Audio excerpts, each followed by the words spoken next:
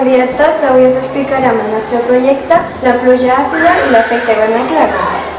Primer de tot us explicarem què és l'efecte hivernacle. La nostra Terra, com nosaltres, emet una radiació tèrmica natural.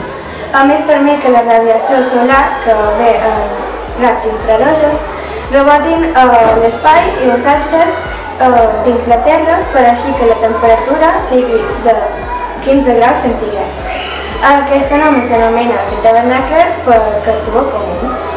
Els principals gasos naturals són el nitrogen, l'oxigen, l'argó, el vapor d'aigua, el diòxid de carboni, el metà, l'òxid de nitrogen, l'ozó i un artificial és el CFC. Els clorofluorocarbons en quantitat normal no danyen, però per culpa de l'excés del CO2, combustibles fòssils com el petroli, la destrucció d'ecosistemes i augment de població que així consumeix més recursos i hi ha un excés notable. Tot això provoca el calentament global que augmenta la temperatura cada any. Què és l'efecte hivernacle anòmal? La temperatura del nostre planeta es manté dins uns límits acceptables per la vida gràcies a l'atmosfera, que es comporta com un hivernacle que reté una part de l'energia tèrmica que mou la Terra i en deixa passar la resta. Per què es produeix? Un dels principals gasos responsables d'aquest efecte és el CO2. La quantitat d'aquest gas ha augmentat en les últimes dècades a causa dels combustibles fòssils, com el gas natural. Està produint un augment de la quantitat d'energia retinguda. Quines són les conseqüències? Si les emissions del CO2 no baixen la temperatura mitjana de la Terra, l'escalfament global del nostre planeta tindrà conseqüències molt greus. Què és la pluja àcida i com ocorreix?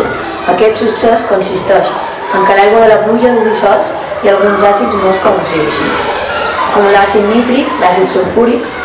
Aquests àcids es formen quan les emissions de l'atmosfera de diòxid de nitrogen reaccionen amb el vapor d'aigua. Reaccions químiques. Els combustibles fòssils solen tenir impureses de sofre. Quan es cremen amb l'aire que conté nitrogen, produeixen de sofre i nitrogen. Així provoca la pluja àcida que arriba al sol. Quins són els resultats? Quan aquesta pluja es precipita en forma d'aigua, s'anomena pluja àcida. Les conseqüències que té són la destrucció de la flora i la fauna. Activitat. En què s'assemblen i en què es diferencien l'efecte d'hivernacle anormal i la destrucció de la capa d'ozó?